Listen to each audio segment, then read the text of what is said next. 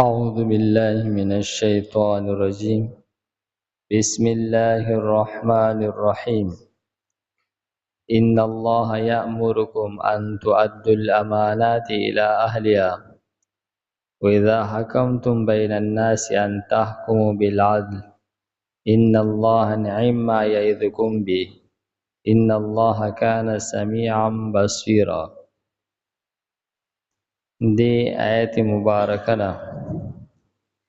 د 135 نمبر آیت پورې د دې سورت دویمه حصہ ده. دې کې ماغه درې بابونه دي او په دې کې د سیاست مدني احکامات بیانې او هغه احکامات ذکر کوي چې هغه د لښکر سره او د پوج سره تعلق ساتي.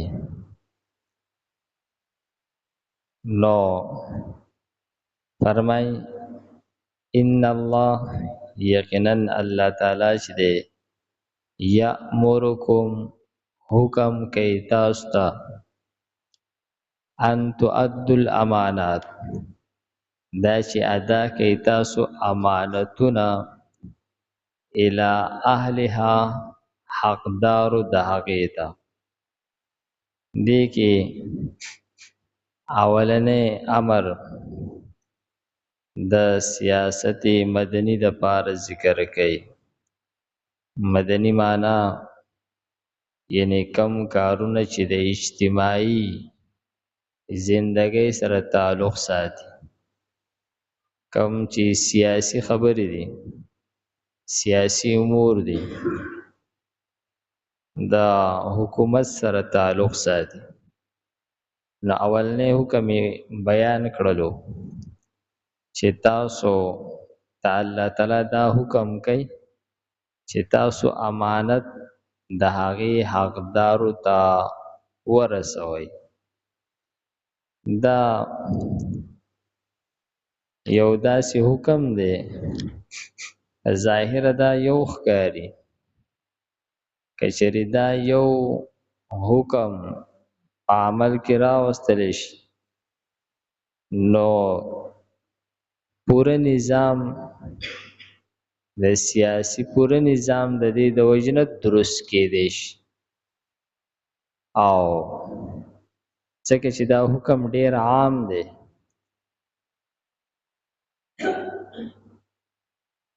امانات چې دی امانت دا ډیر وسعت لري. دا مفهوم یعنی په امانت کې خیانت نه کول، که ستا سره څوک څه شی کیږي د هغې حقدار ته هغه رسول، که ستا په ذمه باندې څه ډیپټي ده، ملازمت دی، ته که افسر یې او که ته نوکر یې او که خاکروب یې، د صدر وزیر اعظم نه واله د لاندې یو خاکروب پورې دا ټول د دې حکم چې دی نو هغه مخاطب دی. هر کس چې دی که دی خپل ډیپټي صحیح طور باندې ادا کوي نو دی دا خپل امانت د هغې حقدار ته رسوونکی دی. او کم کس چې په خپله ډیپټۍ کې کمی کوي، زیاتې کوي او غلا غلطي کوي، دوکه کوي، دا ټول خیانت دی. دغه شانتي دا آیت مبارکه مو عرض وکړلو، دا خو د سیاست د حکومت د صدر نواله د یو ادنا کلاس پوره پورې ټولو افرادو ته شامل دی. دغه شانتي دا حکم په دې دور کې د ووټونه کم چې مونږ ووټونه ورکو دا د هغې سره هم ډېر پیټ ورځي او عام طور باندې علما د هغې د دې آیت په وضاحت کې د دې تذکره خامخا کوي فرمایي چې دا ووټ چې دی دا هم یو امانت دی نو که چېرې دا امانت ته د دې ووټ حقدار ته ورسو نو تا د امانت حق ادا او که چېرې د ووټ د ادا کولو په وخت کې تا پروا ونه ساتله لکه مونږه د پاکستان خلک د الیکشن په وخت کې ډیر زیات نازبین او ډیر زیات بې پروا غونډه کې شي چې څونه دا لیډران ورته مسکې لګي او څومره چمچې لګي نو دومره زموږ عوام چې دي دا په یو غفلت کې لاړ شي دا ورته یو فضول کار ښکاره شي څوک چې دی نو بیا د پیسو لالچ کې چې څوک د کوسې او د نوکرۍ لالچ ته ګوري او رنگ رنگ خبرې خلک کوي په دغه موقع باندې دا خیال نه کوي چې دا 15 کالو دپاره په موږ باندې یو عذاب مسلط کیږي که مونږ په دې موقع باندې لږ غور وکړو د اختیار اوس زما په لاس کې دی اوس نوابان لیډران ټول په لارو کوڅو کې ګرځي د هر چا سره په خیر هم کوي که په دې وخت کې مونږ لږ غور فکر وکړو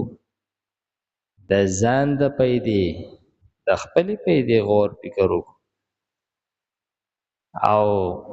دا مسله سیریس والو دا 15 کاله به زمونږ بیا قدرې په سکون تیر شي په هغه وخت کې مونږ هغه خبرې بیا کوو چې بیا هغه خبرې ټول د بې پروایۍ خبرې څوک د چا خبرې ته غوږ نه ایږدي نو فرمایي چې دا ووټ چې دی دا یو امانت دی او څوک چې د دې حقدار دی دا هغه کس ته ورکول دا امانت خپل حقدار ته رسول او که چېرې یو کس د کوڅې لالچ وکړو د نوکرۍ یا د خپلولۍ د پلاني سره خپلولي ده دی ما پیژني دی زما د محلې دی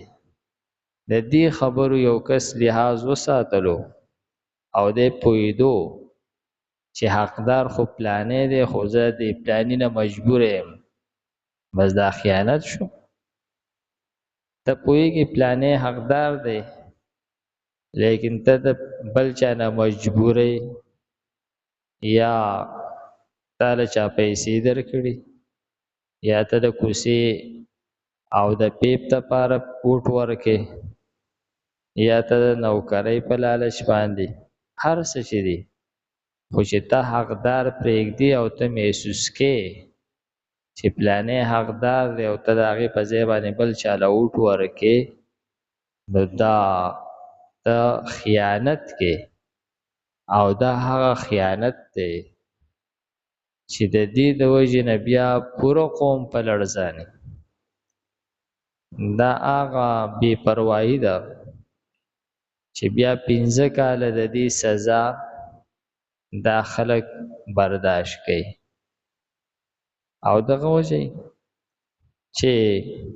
پوره قوم به یو خبره کوي حکمران به بیا بل طرف ته رواني پوره قوم به دا وایي چې یاره مونږ چېرته د مسلمانانو مرسته وکړئ د مسلمانانو په کار راغلی او زمونږ حکمران چې څومره غټ کافري جو په هغه پسې رواني د هغه د خوشحالولو د هغه د مرستې هغه کوشش کوي. نو دا زمونږ هغه غلطه فیصله چې د هغې نه بیا دغه شانتې غلطې فیصلې هغه جنم علي او پیدا کیږي. نو فرمایي چې الله تعالی تاسو ته حکم کوي چې تاسو ادا کوئ امانتونه حقدارو د هغې ته. وإذا حکمتم او کله چې تاسو فیصله کوئ بین الناس د خلکو په منځ کې، نو ګویا چې فرمایي چې تاسو کله د خلکو په منځ کې فیصله کوئ ان تحکموا بالعدل، نو فیصله په انصاف سره کوئ. دا د تدبیر منزل لپاره هغه صحیح فیصله کول، امانت هغه ادا کول، دا ګویا چې د بد عنوانۍ د ختمولو دپاره د ملک هغه سیستم برابرول دپاره دا دوه خبرې کافي شافي خبرې دي چې کچرې په دې باندې عمل وشو چې ستا ملازمین، افسران، نوکران دوی خپل ډیپټي صحیح کوله او ستا عدلیه دا برابر شوله، بس دغه د وجې نه ملکونه ترقي کوي. دا مونږ چې د پردو ملکونو صفتونه کوو خو هلته کې دغه دوه خبرې دي، که یورپ دی او که بل دی او که بل دی، بس دغه دوه خبرې هلته کې دي. خیانت نشته دی، هر سړی خپله ډیپټي کوي او یو نظام دی، عدل دی، مساوات دی، ټولو خلکو ته د هغو حقوق ادا کیږي. نو فرمایي که تاسو د خلکو په منځ کې فیصله کوئ بالعدل، نو فیصله په برابرۍ سره کوئ. عدل برابرۍ ته وایي، مساوات یو شانتې فیصله کوئ. داسې نه چې هغه د مالدار دپاره فیصله یو شان ده او د غریب دپاره بل شان. کله چې په فیصله کې فرق راغی نو بس بیا د دغه ملک نظام درهم برهم دی چې کله د په سرکاري کې، په سرکاري سړي کې او په عام فرد کې فرق وکړو، په مالدار غریب کې فرق وکړو، په یو منصب والا او غیر منصب والا په دې کې په فیصله کې چې کله هم فرق وکړلی شو، بس دغه ملک بیا ترقي نشي کول، دا په شا روانې. په دې کې به روزانه ګراني راځي، په دې کې چېرته ارزانۍ دا څوک نشي راوستی. دې ته د الله تعالی عذاب وایي. مونږ وایو یار پلانې نه پوهېږي او پلانې ګراني راوسته، نو دا د پلاني خبره نه وي چې عدل او انصاف نه او خیانت و، نو ګرانی دا د الله یو عذاب دی، دا په دې خلکو مسلط. فرمای ان الله یقینا الله تعالی چې دی نعم ډیر بهترین یعظکم نصیحت کوي تاسو ته به په دې خبرې سره. دا کومه خبرې چې تاسو ته وکړله دا تاسو داسې هلکه پلکه مه هلئ، دا دونه معمولي مه ګڼئ. دا مونږ چې زمونږ د ملک هغه صدر او وزیر اعظم او جرنیل چې د چا سره په خیر کول لوی سعادت ګڼي او پای ډیر زیات خوشحالیږي، نو هغه خلک چې زمونږ د مشران دون عظیم ګڼي، د هغو د ترقۍ وجه صرف دغه آیت دی. هغوی په دې عمل کړی دی چې دونه اوچت شوي دي چې زمونږ وزیر اعظم ورسره هم سیلفیانې وباسي او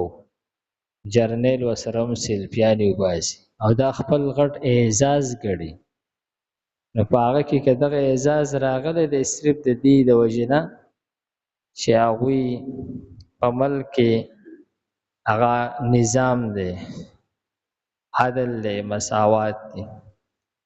الله تعالی وایي چې دا ډیر عظیم نصیحت دی، دا ډیره غټه خبره ده، تاسو ته معمولی ښکاري. یری چلو شو که د غریب ته لږه کمه میلاو شو، د یو مالدار پوره عزت اکرام وشو، نو دې خبرو کې څه چل وشو؟ د دې د ملک ورانېدو او جوړېدو سره څه تعلق دی؟ نو الله تعالی وایي چې نه، دا ډیر عظیم لوی نصیحت دی چې په دې سره تاسو ته الله تعالی واعظ کوي، نصیحت کوي. ان الله یقینا الله تعالی چې کان دی سمیعا اوریدونکې، بصیرا اوریدونکې. الله تعالی هر څه اوري او هر څه یې. تاسو کوم خیانت کوئ هغه الله تعالی اوري، هغه یې. تاسو کوم بے انصافي کوئ هغه اوري او یې.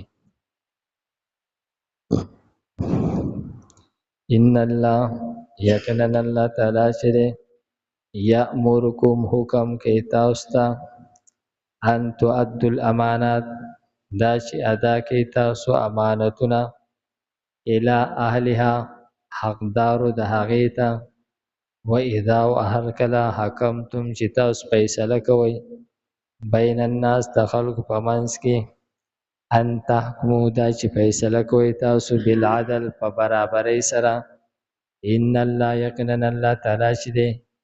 نعم ما څه بهترین یعظکم نصیحت کوي تاسو ته به په دې سره. ان الله یقینا الله تعالی چې دی کان دی سمیعا اوریدونکې، بصیرا لیدونکې. الحمدلله رب العالمین العاقب المتقین والصلاة والسلام علی خیر خلقه محمد و آله و اصحابه اجمعین. پروردگار زموږ ته د قرآن پاک سمجھ بوجھ را نصیب کړي. پروردگار په دې ملک کې پروردگار د قرآن پاک نظام نافذ کړي. پروردگار د مرګ نه مخکې موږ ته په دې باندې عمل کولو توفیق راکړي. وصلی الله تعالی علی خیر خلقه محمد و آله و اصحابه اجمعین برحمتک یا ارحم الراحمین.